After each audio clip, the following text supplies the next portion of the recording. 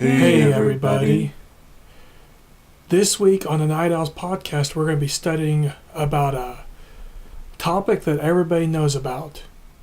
Zombies. So what do we have to say about these, Lindsay? You ready to get right on into it?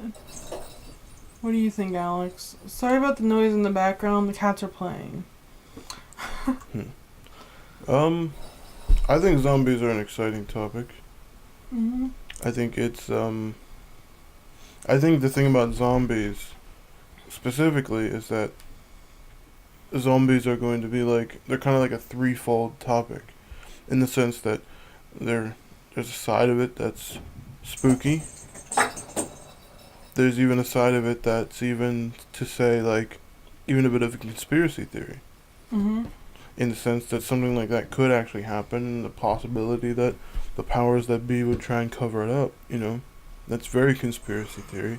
And then also, even just from an entertainment perspective, zombies are very big in the movies and stuff, so I think there's a lot to talk about when it comes to zombies. I think there's even more than that, though, because you can even talk about the scientific possibility of such an occurrence. Mm-hmm. Right. Not that any of us are that much of a scientist, but I did like to play around with it. Right.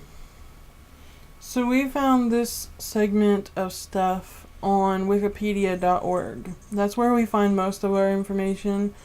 It's just a worldwide thing where that's an easily attainable source of information. Mm-hmm. You know what I mean? Yeah. And it's like everybody pretty much agrees with what it says, but it's just like for all the people that don't know, we just like to read this up, Unless you look up Amish on the Wikipedia. Yeah, let's not even get into that. So, a zombie is a fictional undead being created through the reanimation of a human corpse. Zombies are most commonly found in horror and fantasy genre works. The term comes from the Haitian folklore, where a zombie is a dead body reanimated through various methods, most commonly magic. Modern depictions of the reanimation of the dead do not necessarily involve magic, but often invoke science fictional methods such as carriers, radiation, mental diseases, vectors, pathogens, and scientific accidents, etc. The English word zombie is first recorded in 1819 in A History of Brazil by the poet Robert Southey, in the form of zombie, without an E at the end. The Oxford English Dictionary gives the origin of the word as West African and compares it to the Congo words Nzambi, which means God, and Zumbi, which means fetish. One of the first books to expose Western culture to the concept of the voodoo zombie was The Magic Island by W.B. Seabrook in 1929.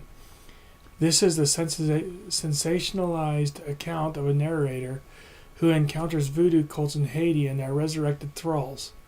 Time claimed that the book introduced zombie into U.S. speech. Zombie without an E.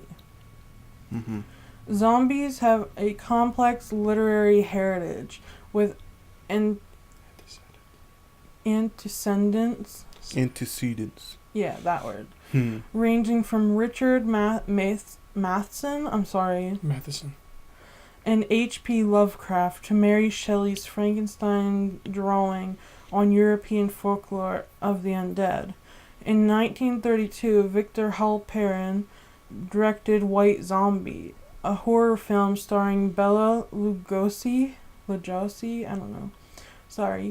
Here, zombies are depicted as mindless, unthinking henchmen under the spell of an evil magician. Zombies, often still using this voodoo-inspired rationale, were initially uncommon in cinema, but their appearances continued sporadically through the 1930s to the 1960s, with notable films including I Walked with a Zombie in 1943 and Plan 9 from Outer Space in 1959. A new version of the zombie, distinct from that described in Haitian folklore, has also emerged in popular culture during the latter half of the 20th century. This zombie is taken largely from George A. Romero's seminal film Night of the Living Dead, which was in turn partly inspired by Richard Matheson's 1954 novel I Am Legend. The word zombie is not used in Night of the Living Dead, but was applied later by fans. The monsters in the film and its sequels such as Dawn of the Dead and Day of the Dead, as well as its many inspired works such as Return of the Living Dead and Zombie 2, are usually hungry for human flesh. Although Return of the Living Dead introduced the popular concept of zombies eating brains. The zombie apocalypse concept, in which the civilized world is brought low by a global zombie infestation, became a staple of modern popular art.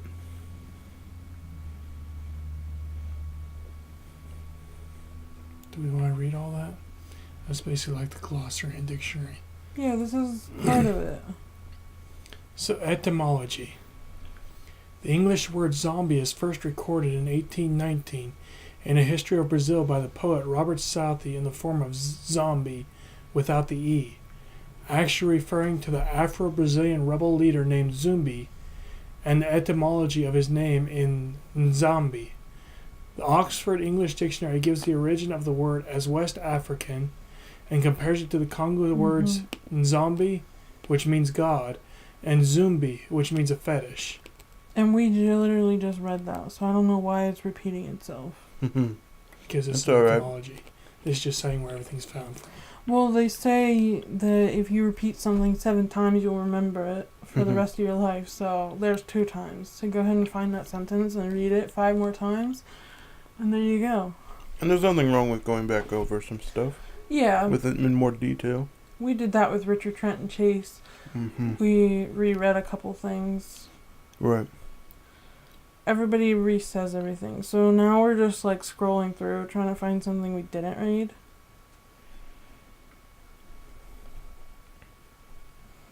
What do you guys think about zombies so far? From what we read. Like they said, and it makes sense, zombies are a fairly new idea. Compared to a lot of other evils out there, zombie is one of the newer ones.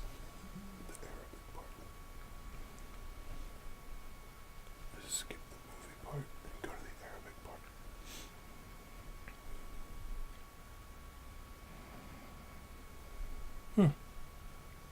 Hang on a minute, folks. We're Having a little bit of computer troubles at the moment. In the meantime, let's speak about George A. Romero. He, if I'm not mistaken, he passed away, right? Just last year, I think. Who is he? He's the guy who made the Night of the Living Dead. The yeah. first guy that popularized zombies Zombies. in movies. Which, according to what it says, he didn't actually use the word zombie. No, but But its fans they're- later translated it into zombies because It's- that's what they like. it's because of George A. Romero that But we we have have- zombie movies now. Yeah. We have him to thank, and I think he did pass away last year, I believe. I I don't remember know. seeing something about it, but I don't remember when it was. We ready to get back into this real quick? Has our computer troubles been fixed? Yes. The film Night of the Living Dead made no spoken reference to its undead antagonists as zombies, describing them instead as ghouls. Though ghouls, which derive from Arabic folklore, are demons, not undead. Although George Romero used the term ghoul in his original scripts, in later interviews he used the term zombie. The word zombie is exclusively by Romero in his 1978 script for the sequel, Dawn of the Dead, including once in a dialogue. According to George Romero, film critics were influential in associating the term zombie to his creatures, and especially the French magazines Cahiers du Cinéma. He eventually accepted this linkage. He even though he remained convinced at the time that zombies corresponded to the undead slaves of Haitian voodoo, as depicted in Bela Lugosi's White Zombie. That's pretty interesting. Mm-hmm. That's very cool. It was kind of a coincidence that you started talking about George Romero, and that entire chapter was about George Romero Definitely. that I just read. You want to take the next one? And it's interesting the distinction they made about the term ghoul being separate from the creatures seen in the Night of the Living Dead. They're of an Arabic descent into meaning demon. That's very interesting. Right. That may be a little tidbit of information that we'll have to talk about in a later episode of the Night Owls podcast. Yeah. Alright. Let's get into some folk beliefs of the Haitian tradition. Well, there's more actually, I think, but this is just what they were talking about. Oh, like yes. here. Yes. Yeah. To paraphrase, getting into the Haitian tradition as far as zombies are concerned. Not getting into the whole thing. We're not experts. First off, before we get to that, has Yes. any of you guys seen The Night of the Living Dead? Absolutely. I've seen it 100 times. Have you, Lindsay? I have not. Because I have. Okay, so what are you I trying was to just say? curious if we'd seen it. Oh, yeah. I was like, what are you trying to say? Like, I was just asking a question. okay. So some of us have seen it, and we do know a little bit about the movie. Actually, I've watched the sequel and everything. Yeah. I have not watched any of them. Yeah, you have. Yeah, you have. You watched it with me, at least, I know. You watched Dawn of the Living Dead. I might have watched that one. I haven't watched very many, I should say. You're not as well versed in the Romero. Yes, exactly. I just wanted to know it was Romero. I just watched because it looked unique. Yeah. I watched newer zombie movies. I haven't really gotten into any Let me guess. The old Zombieland? Zombieland. Good movie. I love that movie. It's a really good movie, but It's a bit too comedic for my taste. though. exactly. For actual zombies, it is too comedic. Alright, you want to get into this paragraph, Alex? Sure. Zombies are featured widely in Haitian rural folklore as dead persons physically revived by the act of necromancy of a bokor, a sorcerer or witch. The bokor is opposed by the hungan or priest and the mambo or priestess of the formal voodoo religion. A zombie remains under the control of a bokor as a personal slave, having no will of its own. The Haitian tradition also includes an incorporeal type of zombie, the zombie astral, which is a part of the human soul. A bokor can capture a zombie astral to enhance his spiritual power. A zombie astral can also be sealed inside a specially decorated bottle by a bokor and sold to a client to bring luck, healing, or business success. It is believed that God eventually will reclaim the zombie soul, so the zombie is a temporary spiritual entity. That's interesting, might I say, that the way it's phrased there, being sealed inside of a bottle, that sounds very much like the gene. Mm-hmm. How they're sealed inside of a container. That's really an interesting parallel there. Mm-hmm. It has been suggested that two types of zombie reflect soul dualism, a belief of Haitian voodoo. Each type of legendary zombie is therefore missing one half of its soul, the flesh or the spirit. The zombie belief has its roots in traditions brought to Haiti by enslaved Africans and their subsequent experiences in the New World. It was thought that the voodoo deity Baron Samedi would gather them from their grave to bring them to a heavenly afterlife in Africa, unless they had offended him in some way, in which case they would be forever a slave after death, as a zombie. A zombie could also be saved by feeding them salt. English professor Amy Willants has written that the modern concept of zombies was strongly influenced by Haitian slavery. Slave drivers on the plantations, who were usually slaves themselves, and sometimes voodoo priests, used the fear of zombification to discourage slaves from committing suicide. While most scholars have associated the Haitian zombie with African culture, A connection has also been suggested to the island's indigenous Taino people, partly based on an early account of native shamanist practices written by the Hieronymite monk Ramon Panay, a companion of Christopher Columbus. The Haitian zombie phenomenon first attracted widespread international attention during the United States occupation of Haiti from 1915 to 1934, when a number of case histories of purported zombies began to emerge. The first popular book covering the topics was William Seabrook's The Magic Island in 1929.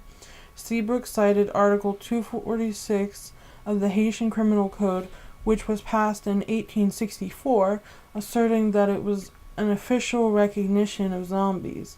This passage was later used in promotional materials for the 1932 film White Zombie. Also shall be qualified as attempted murder the employment which may be made by any person of substances which, without causing actual death, produce a lethargic coma more or less prolonged.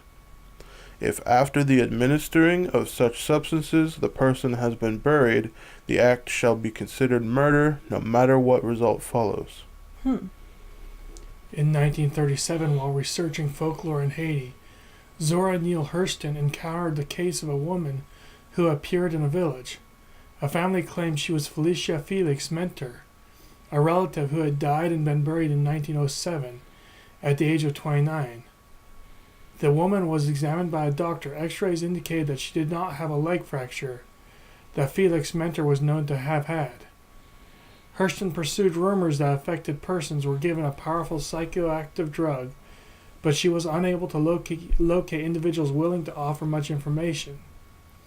She wrote, "What is more, if science ever gets to the bottom of voodoo in Haiti and Africa, it will be found that some important medical secrets, still unknown to medical science, give it all its power, rather than gestures of ceremony." African and related legends, a Central or West African origin for the Haitian zombie has been postulated based on two etymologies. In the Congo language, Nzambi, God, and Zumbi, fetish. We've all read that so far. So you're not going to have to do it 5 times, now just 4. This root helps for the names of several deities, including the Congo creator deity Nzambe, A. Mpungu, a Louisiana serpent deity Lee Grand Zombie, a local version of Haitian Dambala. Okay, Brian.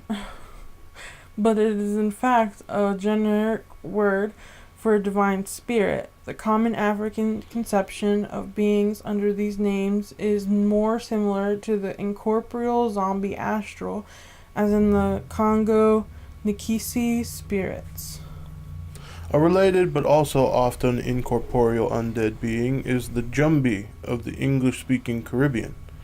Considered to be of the same etymology, in the French West Indies also local zombies are recognized, but these are of a more general spirit nature. The idea of physical zombies-like creatures is present in some South African cultures, where they are called Xigdakane, in Sotho Tsongo and Madakswain in Venda. In some communities, it is believed that a dead person can be zombified by a small child. It is said that the spell can be broken by a powerful enough Sangoma. It is also believed in some areas of South Africa that witches can zombify a person by killing and possessing the victim's body in order to force it into slave labor.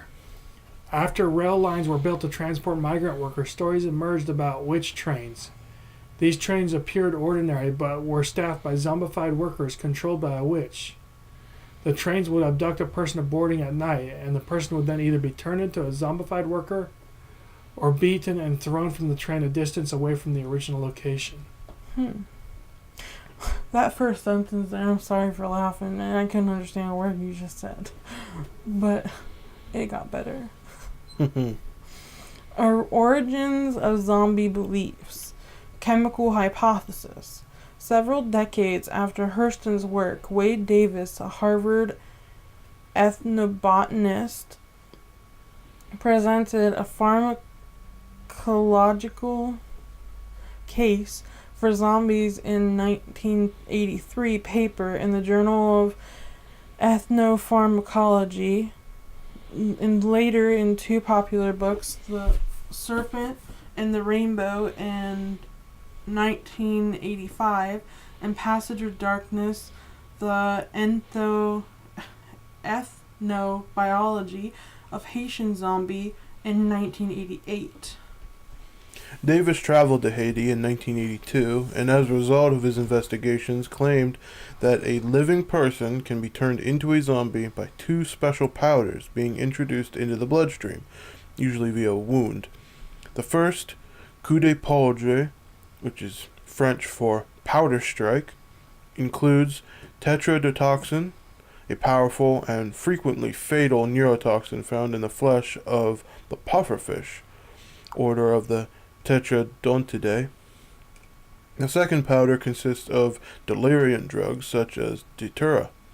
Together, these powders were said to induce a death-like state in which the will of the victim would be entirely subjected to that of the Bokor.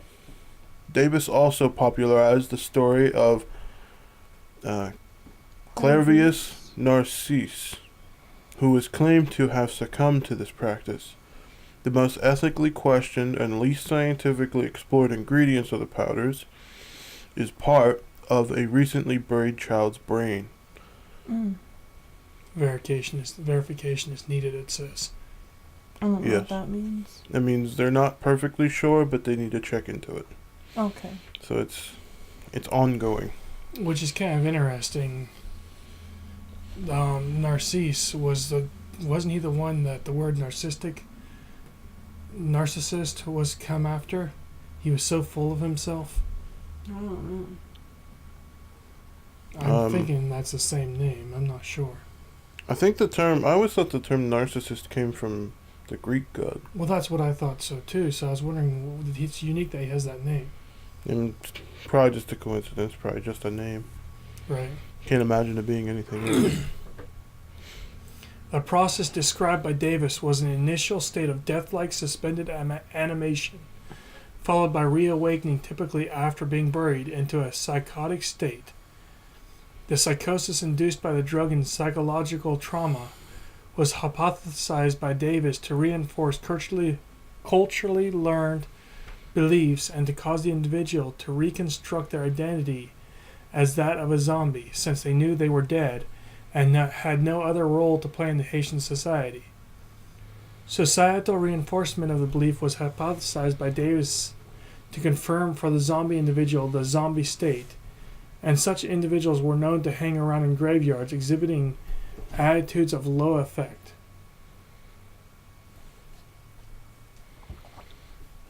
Davis's claim has been criticized, particularly the suggestion that Haitian witch doctors can keep zombies in a state of pharmacologically induced trance for many years.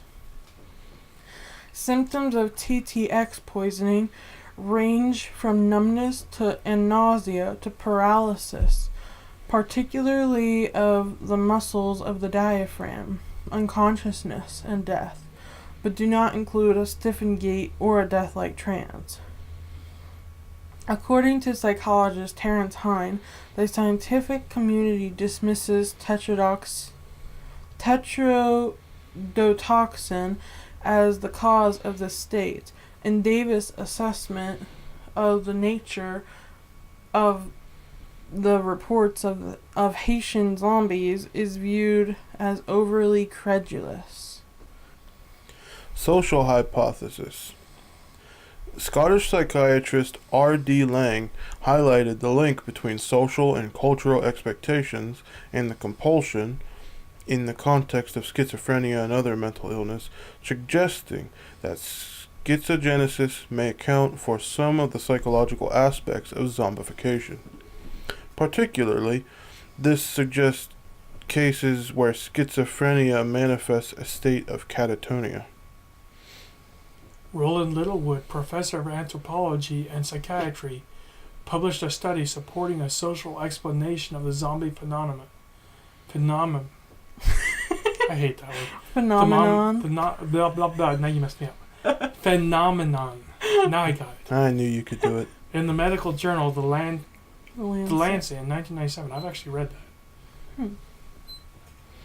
The social explanation sees observed cases of people identified as zombies as a culture-bound syndrome, with a particular cultural form of adoption practice in Haiti that unites the homeless and mentally ill with grieving families who see them as returned lost loved ones, as Littlewood summarizes his findings in an article in Times Higher Education.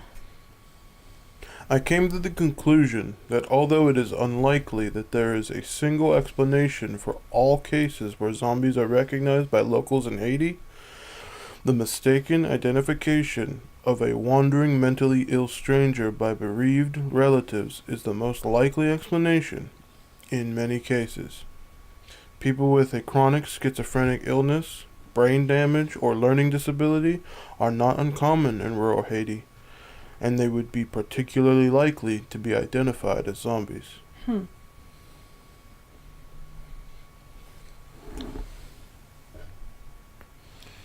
Evolution of the zombie archetype, or however you say it, archetype.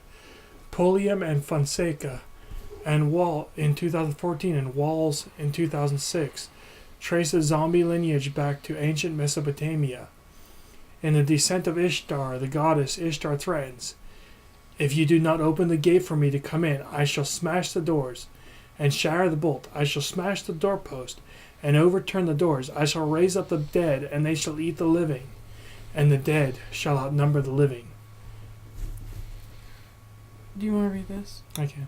She repeats the same threat in a slightly modified form in the Epic of Gilgamesh. Frankenstein by Mary Shelley, while not a zombie novel in particular, prefigures many 20th century ideas about zombies in that the resurrection of the dead is portrayed as a scientific process rather than a mystical one, and that the resurrected dead are degraded and more violent than their living selves. Frankenstein, published in 1818, has its roots in European folklore, whose tales of vengeful dead also informed the evolution of the modern conception of the vampire. Later notable 19th century stories about the avenging undead included Ambrose Bierce's The Dead of Halpin Frasier, and various Gothic Romanticism tales by Edgar Allan Poe. Though their works could not be popularly considered zombie fiction, the supernatural tales of Bierce and Poe would prove influential on later writers such as H.P. Lovecraft, and by Lovecraft's own admission.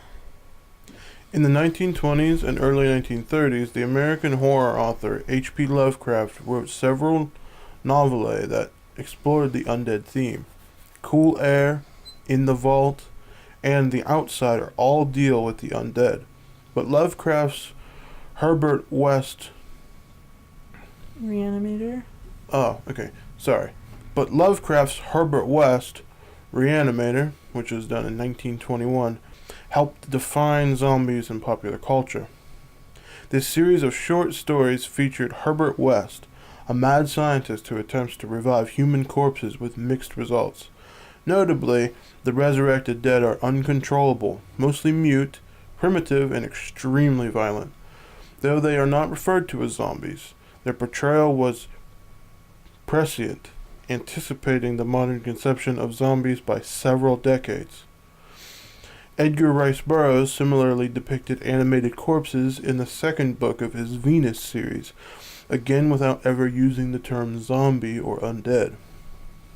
Avenging zombies would feature prominently in the early 1950s EC Comics, which George A. Romero would later claim as an influence. The comics include Tales from the Crypt, Vault of Horror, and Weird Science, which I have all three of those. Mm-hmm. Featuring avenging undead in the Gothic tradition, quite regularly including adaptations of Lovecraft's St. Richard Matheson's 1954 novel, I Am Legend. Although classified as a vampire story, would... Nonetheless. Oh, that doesn't make sense. You know, that... Something happened at the end of the sentence. yeah, I think it's meant to end with adaptations of Lovecraft stories. That makes sense. Alright, so okay, let's scroll it back up a little bit and let's redo that sentence.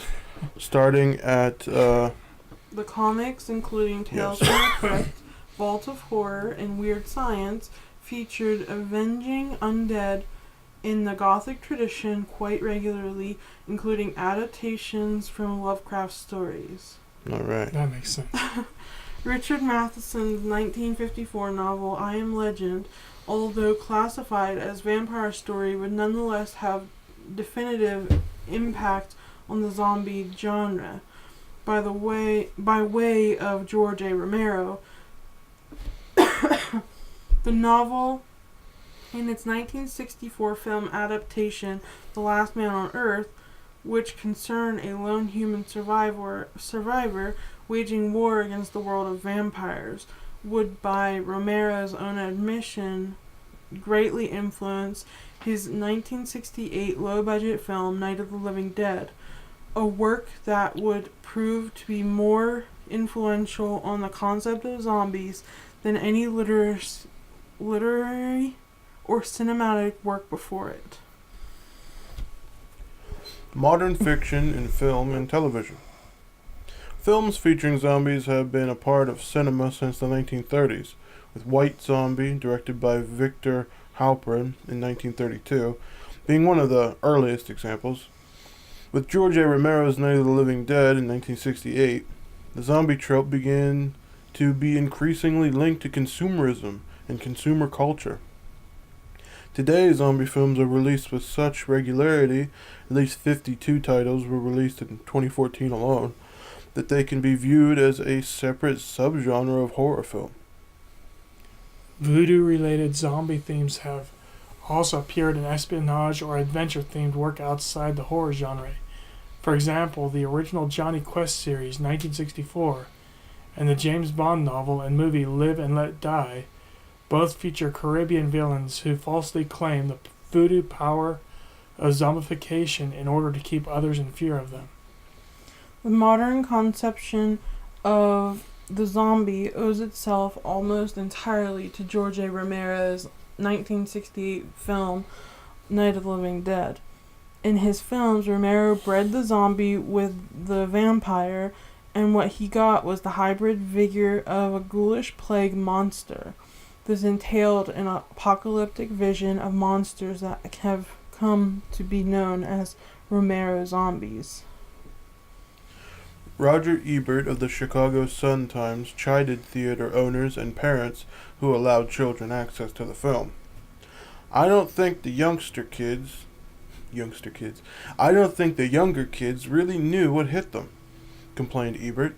They were used to going to movies, sure, and they'd seen some horror movies before, sure, but this was something else. According to Ebert, the film affected the audience immediately. The kids in the audience were stunned. There was almost complete silence. The movie had stopped being delightfully scary about halfway through and had become unexpectedly terrifying. There was a little girl across the aisle from me, maybe 9 years old, who was sitting very still in her seat and crying. Romero's reinvention of zombies is notable in terms of its thematics. He used zombies not just for their own sake, but as a vehicle to criticize real-world social ills such as government ineptitude, bioengineering, slavery, greed, and exploitation while indulging our post-apocalyptic fantasies. Night was the first of 6 films in Romero's Living Dead series. Its first sequel, Dawn of the Dead, was released in 1978. Lucio Fulci's Zombie 2 was released just months after Dawn of the Dead. As an ersatz sequel, Dawn of the Dead was released in several other countries as Zombie with no E or Zombie with an E. In 1980s and 1990s, the 1981 film Hell of the Living Dead referenced a mutagenic gas as source of zombie contagion, an idea also used in Dan O'Bannon's 1985 film Return of the Living Dead. Return of the Living Dead featured zombies that hungered specifically for brains. The mid-1980s produced few zombie films of note. Perhaps the most notable entry, the Evil Dead series, while highly influential, are not technically zombie films, but films about demonic possession, despite the presence of the undead. In 1985's Reanimator, loosely based on the Lovecraft story, stood out in the genre, achieving nearly unanimous critical acclaim and becoming a modest success, nearly outstripping Romero's Day of the Dead for box office returns. After the mid-1980s, the subgenre was most relegated to the underground. Notable entries include director Peter Jackson's ultra-gory film, Brain Dead. In 1992, it was released as Dead Alive in the U.S. Bob Balaban's comic 1993 film, My Boyfriend's Back, where a self-aware high school boy returns to profess his love for a girl and his love for human flesh, and Michel Soavi's Della Morte, or Della More, in 1994, released as Cemetery Man in the U.S. Several years later, zombies experienced a renaissance in low-budget Asian cinema with a sudden spate of dissimilar entries including Biozombie in 1998, Wild Zero in 1999, Junk in 1999, Versus in 2000, and Stacy in 2001. In the 2000s and 2010s, Japanese zombie films, there are not many Japanese zombie films related to what may be considered in the West as a zombie film. Early films such as The Discarnates. Oh yeah, that. features little gore and no cannibalism, but is about the dead returning to life looking for love rather than a story of apocalyptic destruction. The zombie-themed video game Resident Evil in 1996 was released to sales of 24 million copies worldwide. Most Japanese zombie films emerged in the wake of Resident Evil, such as Versus, Wild Zero, Junk, from 2000. The zombie films released after Resident Evil behave similarly to the zombie films in the 1970s. Western zombie films. The turn of the millennium coincided with a decade of box office successes in which the zombie subgenre experienced a resurgence. The Resident Evil movies 2002, 2004, 2007, 2010, 2012, and 2016. The British films 28 Days Later and 28 Weeks Later in 2002 and 2007. The Dawn of the Dead remake in 2004. And the comedy Shaun of the Dead in 2004 and Dance of the Dead in 2008. The new interest allowed Romero to create the fourth entry in his zombie series, Land of the Dead, released in the summer of 2005. Romero returned to the series with the films Diary of the Dead in 2008 and Survival of the Dead in 2010. Generally, the zombies in these shows are the slow, lumbering, and unintelligent kind first made popular in Night of the Living Dead. Motion pictures created within the 2000s, however, like the Dawn of the Dead remake and House of the Dead, have featured zombies that are more agile, vicious, intelligent, and stronger than the traditional zombie. An alternate take on the zombie was 2013's film and book Warm Bodies, where the zombie has consciousness and some intelligence. I love Warm Zombie, Warm bodies. zombies. Warm You're watching a bodies. different movie over there. In 2013, the AMC series The Walking Dead had the highest audience ratings in the United States for any show on broadcast or cable, with an average of 5.6 million viewers in the 18 to 49-year-old demographic. Zombie Apocalypse main article. Zombie Apocalypse intimately tied to the concept of the modern zombie is the zombie apocalypse, the breakdown of society as a result of initial zombie outbreak that spreads.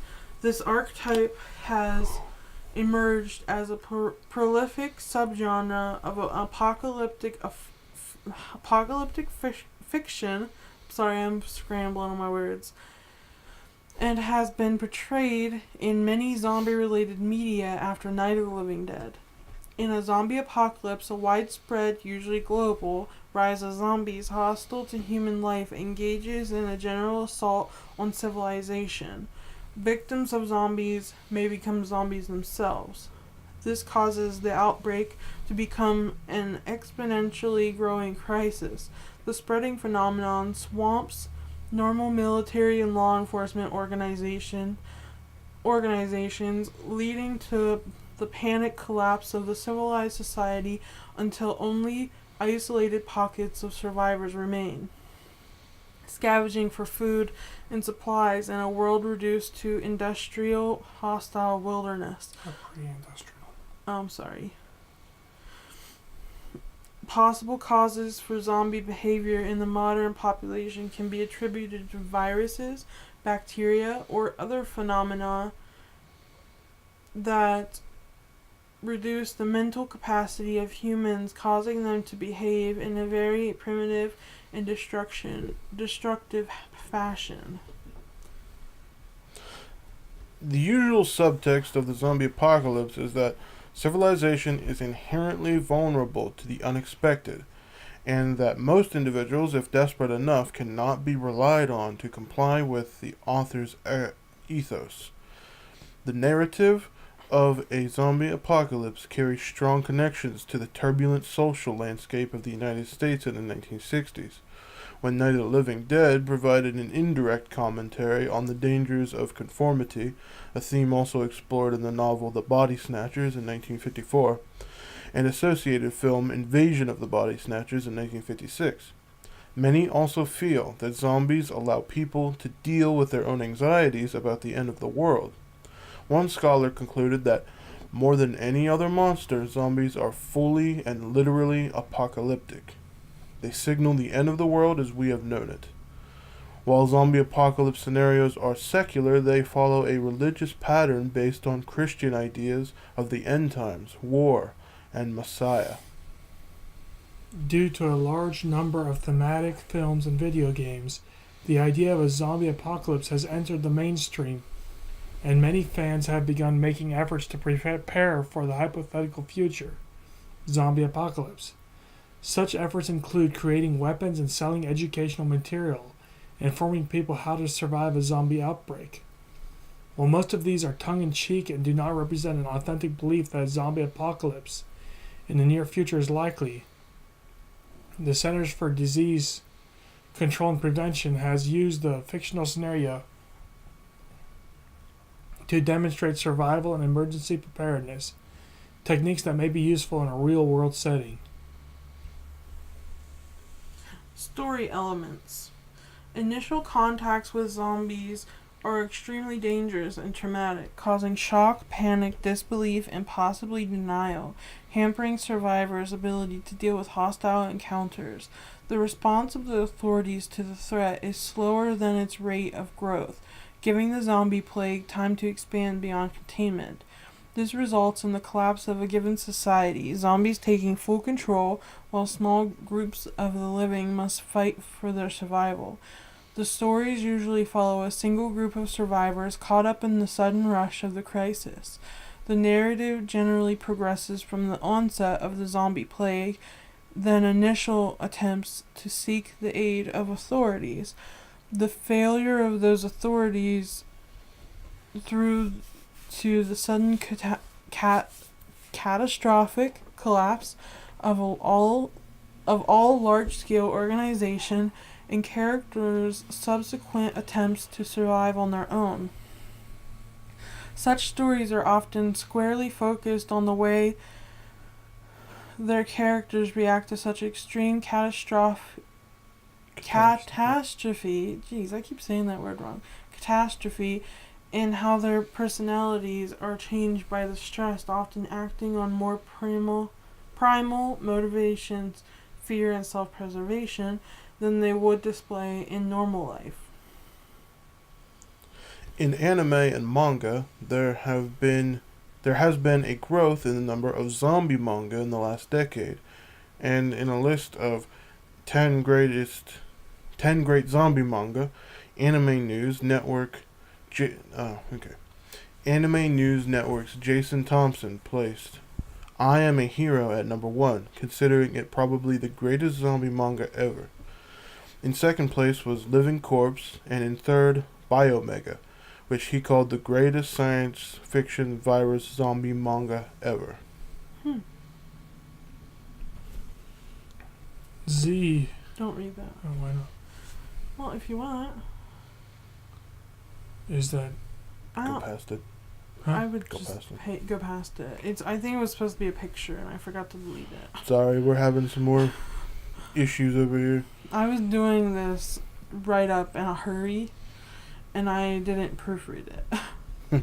In art, artist Jillian MacDonald has made several works of video art involving zombies and exhibited them in her 2006 show Horror Makeup, which debuted on 8th of September 2006 at Art Moving Projects, a gallery in Williamsburg, Brooklyn. Artist Kareem Karadib has dedicated his work to the zombie figure. In 2007, he made a video installation at Villa Savoy called Them, where zombies walked in the villa like tourists. In gaming, zombies are a popular theme for video games, particularly of, but not limited to, the stealth, survival, horror, first-person shooter, and role-playing game genres.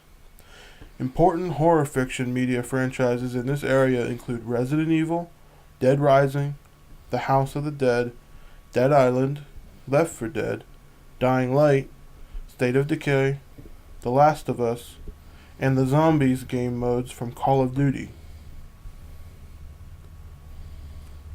PopCap Games' Plants vs. Zombies, a humorous tower defense game, was an indie hit in 2009, featuring in several best of lists at the end of that year. The massively multiplayer online role-playing game Urban Dead, a free grid-based browser game where zombies and survivors fight for control of a ruined city, is one of the most popular games of its type. DayZ, a zombie-based survival horror mod for Arma 2. Arma 2. Okay, I don't know, you would know. Was responsible for over 300,000 unit sales of its parent game within 2 months of its release. Over a year later, the developers of the mod created a standalone version of the same game, which currently is in early access on Steam, and so far it has sold 3 million copies since its release in December of 2013. Romero would later opine that he believes that much of the 21st century obsessions with zombies can be traced more towards video games than films, noting that it wasn't until the 2009 film Zombieland that a zombie film was able to gross more than 100 million. Outside of video games, zombies frequently appear in trading card games such as Magic the Gathering or Yu-Gi-Oh! Trading card games which even has a zombie type for its monsters, as well as in role-playing games such as Dungeons & Dragons, tabletop games such as Zombies, and Dead of Winter, a Crossroads game, and tabletop war games such as Warhammer Fantasy and 40K.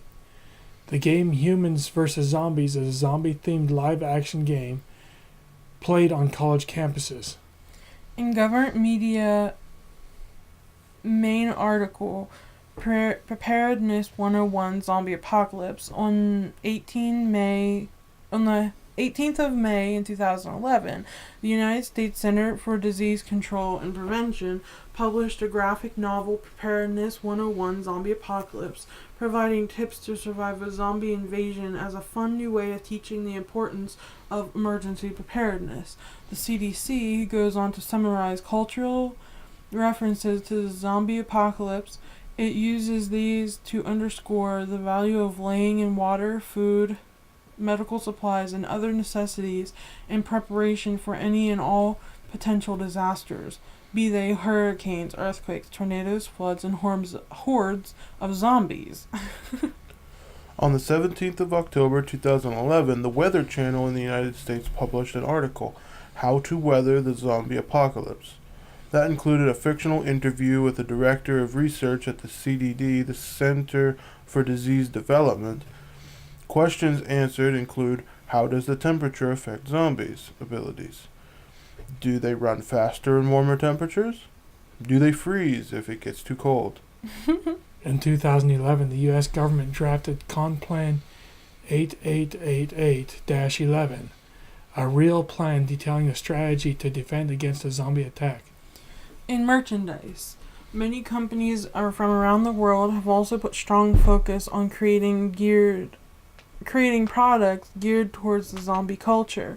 This list includes a company in California, Harkos Labs, that sells bagged zombie blood and zombie jerky in specimen-style pouches. In music, Michael Jackson's music video Thriller in 1983, in which he dances with a troop of zombies, has been preserved as a cultural treasure by the Library of Congress National Film Registry. Many pop culture media have paid tribute to this video, such as a gathering of 14,000 university students dressed as zombies in Mexico City, and 1,500 prisoners in orange jumpsuits recreating the zombie dance in a viral video. And that was actually one of the original viral videos on YouTube, wasn't it? I don't know, but I want to see it. It's actually really fun. And now I'm going to have Thriller stuck in my head for the next week. Don't do it. You'll get us. We're going to get in trouble. I don't care. Content ID. It'll hear it. It'll know. The Brooklyn hip-hop trio Flatbush Zombies incorporate many tropes from zombie fiction and play on the theme of a zombie apocalypse in their music. They portray themselves as living dead, describing their use of psychedelics such as LSD and psilocybin mushrooms as having caused them to experience ego, death, and rebirth. In print and literature, in the 1990s, zombie fiction emerged as distinct literary subgenre with the publication of Book of the Dead in 1990 and its follow-up Still Dead, Book of the Dead 2 in 1992, both edited by horror authors John Skipp and Craig Spector, featuring Romero-inspired stories from the likes of Stephen King. The Book of the Dead compilations are regarded as influential in the horror genre and perhaps the first true zombie literature. Horror novelist Stephen King has written about zombies, including his short story Home Delivery in 1990 and his novel Cell in 2006, concerning a struggling young artist on the trek from Boston to Maine in hopes of saving his family from a possible worldwide outbreak of zombie-like maniacs. Max Brooks' novel World War Z in 2006 became a New York Times bestseller. Brooks had previously authored the Zombie Survival Guide in 2003, a zombie-themed parody of pop fiction survival guides published in 2003. Brooks has said that zombies are so popular because... I'm sorry. He said the zombies are so popular because other monsters may threaten individual humans, but the living dead threaten the entire human race. Zombies are slate wipers. Seth Graham Smith's mashup novel Pride and Prejudice and Zombies in 2009 combines the full text of Jane Austen's Pride and Prejudice, from 1813 with a story about a zombie epidemic within the novel's British Regency period setting. In 2009, Katie Hirschberger of St. Martin's Press stated, "In the world of traditional horror, nothing is more popular right now than zombies. The living dead are here to stay." In social activism, main articles, Zombie Walk and Zombie Squad. The zombie also appears as a metaphor in protest songs, symbolizing mindless adherence to authority, particularly in law enforcement and armed forces. Well-known examples include Fela Kuti's 1976 album Zombie and the Cranberries' 1994 single Zombie. Organized zombie walks have been staged either as performance art or the part of protests that parody political extremism or apathy. That's a lot of P's. You did some alliteration there. A variation of the zombie walk is the zombie run. Here, participants do a 5K run wearing a belt with several flag lives. If the chasing zombies capture all of the flags, the runner becomes infected. If he or she reaches the finish line, which may involve wide detours ahead of the zombies, the participant is a survivor. In either case, an appropriate participation medal is awarded. That's nice.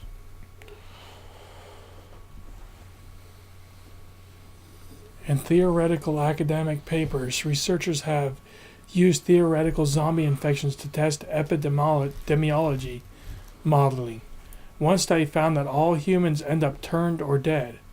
This is because the main epidemiological risk of zombies, besides the difficulties of neutralizing them, is that their population just keeps increasing.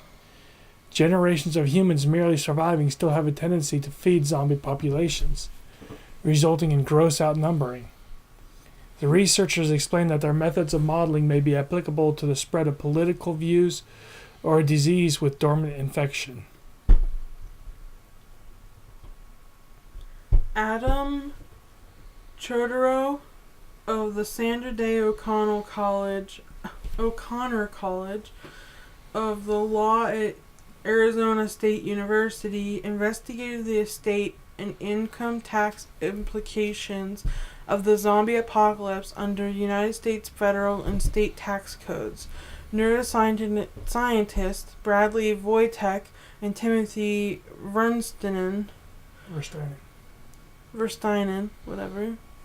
have built a side career in extrapolating how ideas in neuroscience would theoretically apply to zombie brains.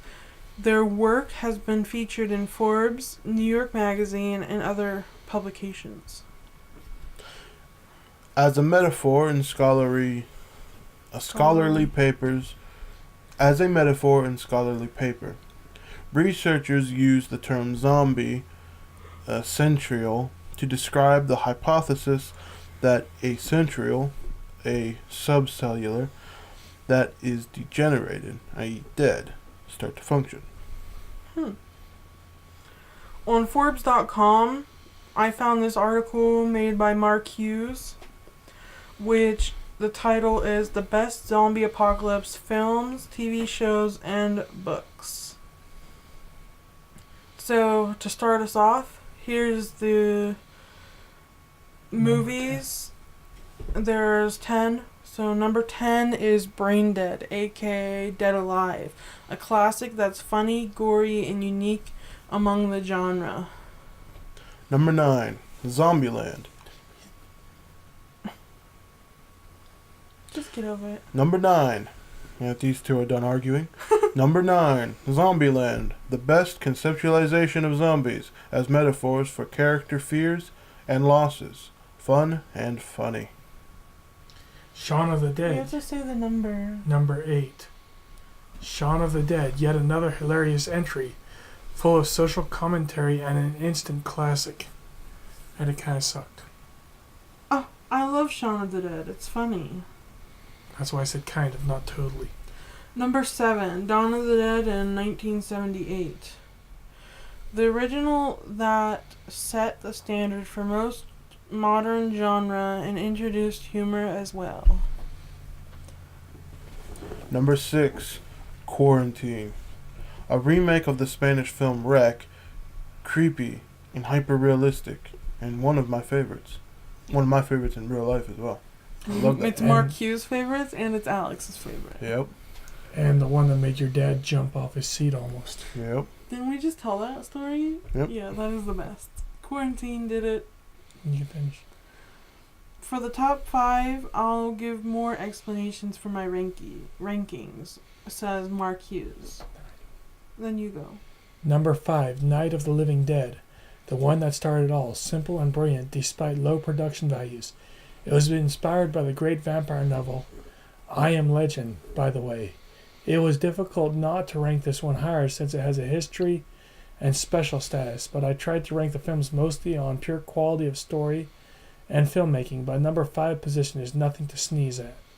Number 4, 28 Days Later. Perhaps the most influential of the modern rage zombie subgenre, it is brilliant and horrifying and attempts a measure of realism in premise and execution that inspired later productions. Besides kicking off the popularity of fast zombies, this movie probably more than any other helped to move zombie movies into mainstream consciousness due to overall filmmaking quality that exceeds the most previous zombie productions and the creation of a form of zombie that purists will insist are not true zombies, but those rage zombie subgenre is undeniably essentially part of the zombie film package and is ultimately pointless to nitpick. And this film is one of the best ever made. Sorry, that was a long sentence. Number 3, Dawn of the Dead, 2004. Yes, I know it's blasphemy to some zombie fans, but I rank the remake ahead of the original because it is scarier and more realistic, for a zombie movie. And from acting to effects to production values, it is superior and really achieves a different level of terror by embracing the concept head on. While I love the subtext about consumerism in the original, and while I appreciate the appeal of lower budget production values in cult cinema, I honestly didn't like some of the slapstick elements as much as other fans did. And I think ultimately zombie fiction works best when the metaphorical representation is left more vague so that audiences can fill in that blank, which makes the fear and impact all the more resonant. The remake did that perfectly and deserves praise for its accomplishments. Number 2. It says Wreck 2. Yeah. One of the most original and creepy conceptions of zombies. He's turned into a zombie right now. We need And to their run. origins. This is a mixture of The Exorcist, Aliens, and 28 Days Later rolled into one. It's a sequel, and like the first film of its series, it is found footage that maintains a level of hyper-realism superior to most other found footage horror movies, and making the claustrophobic environment truly terrifying. It's so good. Only one other zombie movie could possibly top it. And I'm going to let Alex take the last one because I'll start the next paragraph. Alright, I'll take it. I don't have a problem with that. Wreck. The original of the series. And the greatest zombie movie ever made. It goes back to the genre roots for a simple story involving a small group of people in a small setting as zombies multiply. Except instead of the zombies being outside, these people are trapped in with the zombies. And it's all told from the perspective of a late night news crew covering the story and locked in the building with the rest of the victims. Great acting and dialogue, excellent use of the news footage context, and a climax that is one of the scariest I've seen in a horror movie all add up to make this the best of the best. Would you say the same thing? I have not actually seen the original Rick. You haven't seen it? I thought you'd have. I don't speak Spanish. Yeah, but they probably have like They subtitles. probably do, but I've never seen it. Oh, you have to know. I would like to at some point. I thought you had. Nope. TV shows. Dead Set is a brilliant UK show set in the actual Big Brother reality series house, featuring actual members of the Big Brother cast in the fictional story about zombie apocalypse overrunning the world while the Big Brother household fights to stay alive. Truly, if you're a fan of zombie stories but you've not seen this amazing show, go watch it as soon as possible. Of course, The Walking Dead is the ultimate zombie show, and in my opinion, on par with the greatest zombie movies. If the pilot episode were released in theaters, it would as easily be my number 2 best zombie movie of all times. That's how good this show really is, and apparently the viewing public agrees, since the show has set records for cable viewership. It's not only a great horror and zombie series, it's just all around a terrific TV drama with strong characters and great writing. And then we have 5 books. Number 5, The Zombie Survival Guide. What? Did you have something to say? I'm telling you, he's turning into a zombie Yeah, right now. He's literally zombifying. All of this reading is turning me into a zombie. We're almost done. We only got like 10 more things. I'm the better reader of us all. What does Oh. that mean? What are you talking about? You just threw us under the bus. No, what I'm saying is reading was my best subject in school. How do you know it wasn't Alex's? Because he said it wasn't. Mine wasn't. We're But I'm getting reading off pretty topic. well. Real bad. Number 5. Stop it. He's attacking. I'm telling you, he's going into a zombie. If you guys get this video and it abruptly cuts out, you know what happened to us. We need to cut out No. right now. Nope. We gotta No.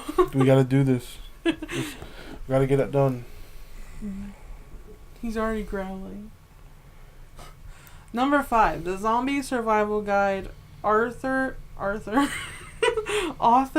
Max Brooks probably started the modern mainstream zombie craze with the publication of this book. The associated book, The Zombie Survival Guide, Recorded Attacks, is also very popular and excellent, and together they stand as definitive offerings of the rules for modern zombie lore. Even if you aren't generally a fan of the zombie stories, you probably have heard of this book and might even know someone who owns a copy of it. Number 4. Pride and Prejudice and Zombies. The one that started the new popular craze of rewriting classic literary tales to include zombie attacks and zombie battles. This is a hilarious and very well written book. Author Seth Grahame-Smith took Jane Austen's famous story and turned it into, to paraphrase him, something you'd actually want to read. Oh, that's rude. Well, obviously Jane Austen's original is a great novel, but when you add zombies and sword fights, there's just no comparison. Zombies make every story better. Grahame-Smith also penned Abraham Lincoln Vampire Hunter, which was adapted for film and hits theaters later this month, on June 22nd. Boy, this is outdated. This is an old write-up, It is. but it's ain't it, okay. I thought it was a newer one. No, Abraham Lincoln's that Vampire Slayer. That's like a 3-year-old movie. It's older than that. Oh well. Let's It go on came to the out a next little bit one. after I left the Amish, so it's close to 8 years old. It's still a good read. Go ahead, Brian. Number 3. The Walking Dead, number 3. The comic book series every bit as phenomenal as the TV show it inspired. This is the best horror comic ever produced. And if you are a zombie fan who still hasn't picked up the collected editions yet, you seriously need to get busy reading this series. It was started because Arthur Robert Kirkman wanted, as he put it, to solve the biggest problem with zombie films. The end. What are we doing?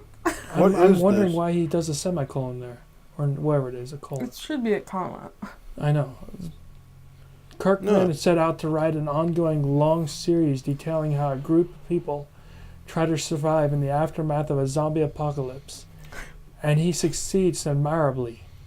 The stories are focused on the people, and the monsters are the context in which we witness personal relationships and human interactions leading to conflict, companionship, happiness, and death. The zombies are not even the main obstacle the human survivors face. Other humans are the real danger, it turns out, in a post-apocalyptic landscape. It's a must-read, so hurry and get started. Number 2, World War Z. Which is now a movie. The penultimate zombie novel, probably the most popular zombie novel ever written. It changed the way we think about and approach zombie fiction. Max Brooks' exceptional writing gives us realism, cinematic depiction of events in action, and great characters in globe-hopping settings, all told as flashbacks for a moving portrait of humanity on the brink of destruction, yet fighting back from the abyss. The emotional depth of Brooks' writing is really impressive, and his choice to frame the stories as tales told by survivors of the horrors ensures that we never lose sight of the human perspective of the tragedies. He also conjures up some incredibly vivid, disturbing situations to provoke the strongest reaction in readers. I'd tell you to read it if you haven't already, but chances are, if you're reading this article, then you've already read it. We will soon have the film adaptation releasing June 21st, 2013, so I'll likely need to update my list of best zombie movies next summer. And number 1, The Morningstar Saga. This one is a trilogy by author Z.A. Recht, with the first 2 books already released and the third book scheduled to release this month, June 19th. If you loved World War Z and wished you had a book series detailing the entire worldwide zombie outbreak in a single linear story, maintaining the same hyperrealism with great characters and cinematic quality of the action as the same hyperrealism with great characters and cinematic quality of the action as Max Brooks' book, then you need to read The Morningstar Saga. It is the best zombie fiction I've ever read. It has the CDC, the military, and civilians. It's set on land, sea, and air, and it shows the entire world slowly fall to the zombie hordes in a very realistic depiction of what a global zombie apocalypse really might look like. The books are Plague of the Dead, Thunder and Ashes, and the upcoming Survivors. I've already ordered my copy of Survivors and can't wait to read it. I urge you to get the whole series and read it. It's everything zombie fiction should be.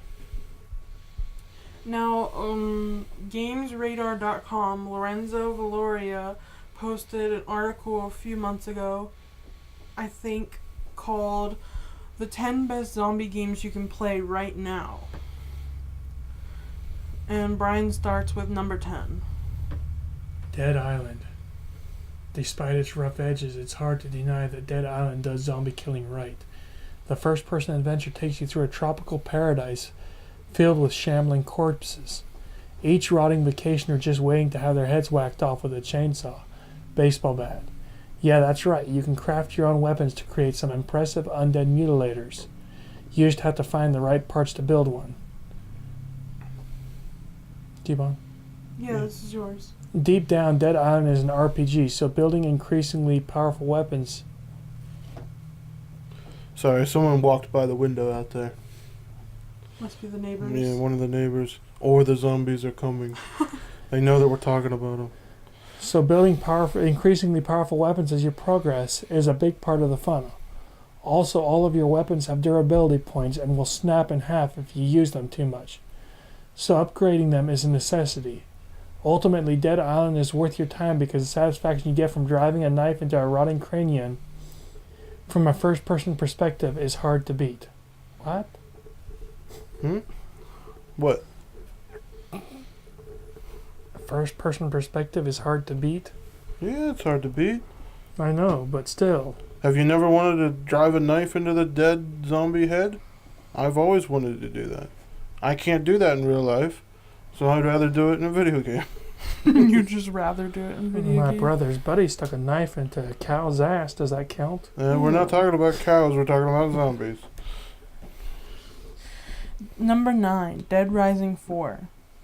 The sheer number of Walking Dead shown on screen in the original Dead Rising blew our minds. Tech improvements make Dead Rising 4's expansive crowds less of a big deal, but it still manages to be one of the best zombie bashing experiences you can get. Photojournalist and protagonist Frank West is back, packing an impressive arsenal of over-the-top weapons, amongst them a nitrogen-laced machete. It doesn't have the colorful bosses that the original boasted, which is a shame, but dizzying variety of weapons available make wading through the guts and gore totally worth it. Number 8, State of Decay. It's rare to find a game that captures the doom and gloom of the apocalypse quite like State of Decay does. Undead Labs' open-world survival sim puts you in control of a group of survivors as they try to make a home in a world infested with walking corpses. This isn't just a shooter filled with skull-crushing mayhem. You'll need to keep a close eye on your friends if you want to keep them alive. Any of your survivors can leave on a mission and never come back, or go insane and commit suicide, or die from infection. When that happens, they're gone for good. Death is permanent. It gets pretty intense, and nothing hits you harder than when your fully leveled character decides to kill themselves. I know that that's never fun, and that's actually a thing that's in the Dead Rising series as well. You can save people, and they can become part of your group, and then they can actually be killed, and that's it. They're gone. I see. That's interesting. Dying Light, the following. Running over zombies was never so much fun as the DLC for the main game, Dying Light. The following cuts out most of the parkour from the original and instead puts you behind the steering wheel in a swath of almost spotless countryside. Splatter zombies into chunks of gore as you speed across the fields and leave tire tracks in their guts as you take on daring jumps. Just be careful you don't get a zombie head trapped in your windscreen wipers. We don't really have a zombie driving game around at the moment, and the following plugs this niche perfectly. There's even a new, evolved, and much more deadly version of the volatiles, who are instant death if you encounter one, either whilst in your buggy or sneaking around at night. Regardless, you'll have to dodge them as you drive around investigating a cult, who seem to be immune to the zombie virus. The responsive steering makes careering down roads a delight. But beware, the more you swerve out of the way of zombies, the bigger the horde following you will get. Not that it's an issue, because as soon as you take your foot off the brake, sit back, and slam that gas pedal, in no time you'll understand why we love the following. Number 6. Rise of the Tomb Raider Blood Ties. Rise of the Tomb Raider Blood Ties has one section called Lara's Nightmare, which makes one of my worst fears a reality. You're alone at home in the middle of the night. Suddenly there's a crash. Turning around, two bright blue eyes stare into your soul and you stare back into its empty eyes before grabbing the nearest shotgun to tackle the zombie infestation which has just hit Croft Manor. Lara's Nightmare sees you defend yourself against hordes of shuffling blue-eyed zombies who have found their way into Croft Manor, some wearing helmets, making headshots tricky at best, and some wearing breastplates they've nicked from your antique armory. A neat series of challenges to complete keeps running around the corridors. Interesting. Plus, it's distressingly easy to lower your guard and find yourself backed into a corner. If you're looking for claustrophobic zombie fright fest, Lara's Nightmare is your best bet. Number 5, Red Dead Redemption Undead Nightmare. What would happen if zombies infested the Wild Wild West? What would happen if zombies infested the Wild Wild West? Undead nightmare, that's what. The Red Dead Redemption DLC has all the characteristics that made the main storyline so great. Only now, almost everything you encounter is a walking bag of rotting flesh. You'll meet up with the same familiar characters from the standard campaign who will probably be getting chewed on by brain eaters. There are new weapons and quests to find, towns to defend, and mythological horses missing their neck meat to be tamed. It's plenty to keep you occupied, well beyond the 6-hour story campaign. The Undead Nightmare DLC is just about big enough to be considered its own game. The transformed environment brings a completely new feel to the early 1900s open world. With so much to do, a western territory to explore, and zombies to blow apart with your brand new blunderbuss, this is one Undead expansion you don't want to miss. I disagree with this. Oh? Number 4, Call of Duty Infinite Warfare Zombies. I just don't think the zombies in Call of Duty were really that good. I think they were pretty good in World at War, the original. They were kind of cool. But this one isn't the World at War, is it? No, That's what I was thinking. but the Call of Duty World at War zombies were pretty cool because they were Nazis. It was fun to shoot Nazis. That one was alright. Nazi zombies. You really have to give Call of Duty some props for going as far as it has with its zombie modes. Now Zombies has turned into a full-blown Call of Duty staple, culminating in Call of Duty Infinity Warfare Zombies mode. Infinity. Infinite. What's the difference? Infinity has a Y. It's just No, infinite. Infinity has an I. No, a Y at the end. Okay, possible. I thought it was an I. No, it's a Y. That's infinite. Sorry, let's Infinite Warfare Zombies mode set in a deliciously 80s theme park, full of neon colors, leg warmers, and boom boxes. Of all the other zombie games on this list, Infinite Warfare's zombies are a little bit more out there. You can ride on a functioning roller coaster, play in the Afterlife arcade, and shuffle your fate and fortunes card to decide which ridiculous perks you want by your side as you rampage around the 80s theme park. As if that wasn't enough, there's also quests to complete, challenges to tick off, and lots of ridiculous guns to mow down zombies with. Zombies. Though it may be a bit strange, Zombies is one of the best reasons to gather up a group for 4-player co-op and shoot some undead monsters in the face. Number 3, Left 4 Dead 2. The Left 4 Dead series is the ultimate co-op zombie survival experience if you like to go out on your own and try to be Rambo. You're as good as dead. It's all about trying to get as many of your team members from point A to point B in one piece, and that requires teamwork. Standing in your way is a horde of zombies, though they aren't the typical slow-moving stumblers. The standard zombies are quick on their feet and sprint towards you at full speed, which is absolutely horrifying. But the standard zombies are only the tip of the iceberg. The real threats are the special, player-controlled, super-infected, like the original game's Hunter, Boomer, and Smoker. In the sequel, things get even more hectic with the addition of Charger and Jockey and Spitter. Alone, each zombie type isn't much of a threat to a coordinated survivor team, but when the super zombies work together, it could mean instant death for heavily armed humans. If you're looking for a zombie title that lets you cooperate with or decimate your friends, Left 4 Dead 2 can't be beat. Number 2, The Walking Dead. It would be a grave sin not to include Telltale's The Walking Dead as one of the best zombie games of all time. While other zombie titles would have you endlessly chopping off heads or blowing undead brains to bits with a shotgun, this point-and-click adventure explores the human side of the zombie apocalypse.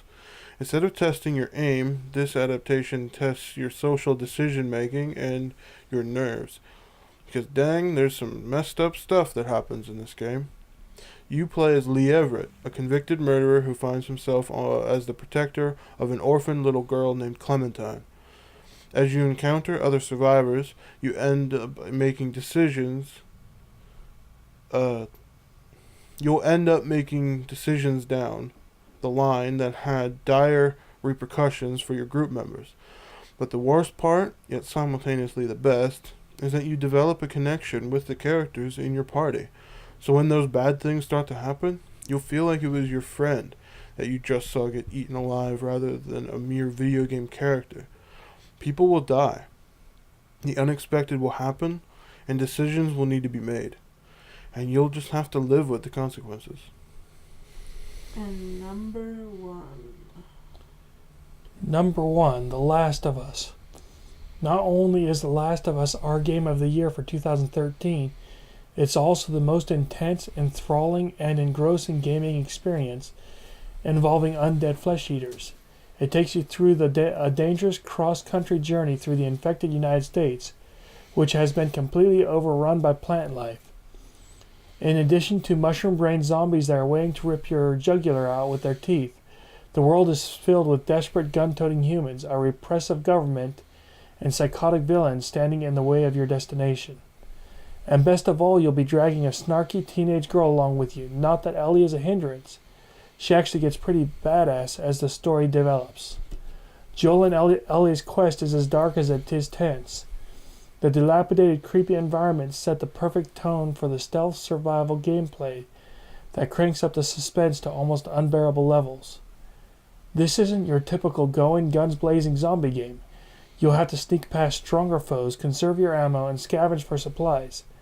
The action-packed moments let you feel every bone-crushing, face-smashing blow, and the dramatic scenes emotionally engaging. If you're looking for the ultimate zombie survival experience, The Last of Us is by far the best you're going to get.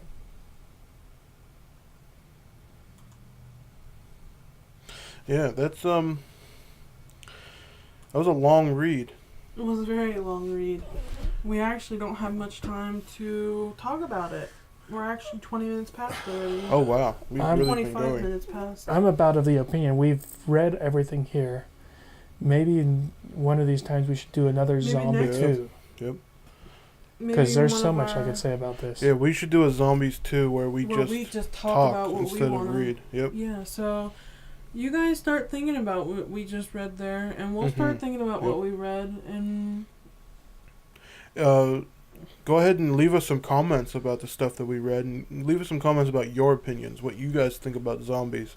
And whenever we do zombies too, we'll definitely read some of those comments on the podcast. I think that would be a really good idea. Let us know whether you think they're real, whether you think they're false, whether you think they're a government experiment, any of those things. Just let us know Yeah. your opinion. Let us Yeah. know anything. let us know if you have a zombie apocalypse plan. If you have a setup waiting for if something bad would happen, let us know what your plan is. Like a bug out bag. That's what they call them. It's just a Okay. backpack that has all the things you'll need for like a week. You just put it on, get in the car, and get the heck out of Dodge. You know. But if the zombie apocalypse was to happen, I don't think it's only gonna last a week. No. You would need to You have need, some like, long-term years planning. of planning. Absolutely. Like, you're gonna need years of equipment. So get thinking about it, and then Yeah. by the next time we'll be ready to do number 2. I mean, you don't want people thinking that you're some sort of prepper, but you know, you can never be You can too be a ready. prepper. You can be. Lots of people are. Alright, well, leave us comments. Hit Yes. the like button if you like this video. Hit the dislike button if you didn't like it. Hit subscribe if you like our channel and like what we're doing so far. And don't forget to hit the bell notification button to get notified of every video upload we do. Does that sound like everything, guys? Yep. And remember, Till till next next time, time, keep it creepy.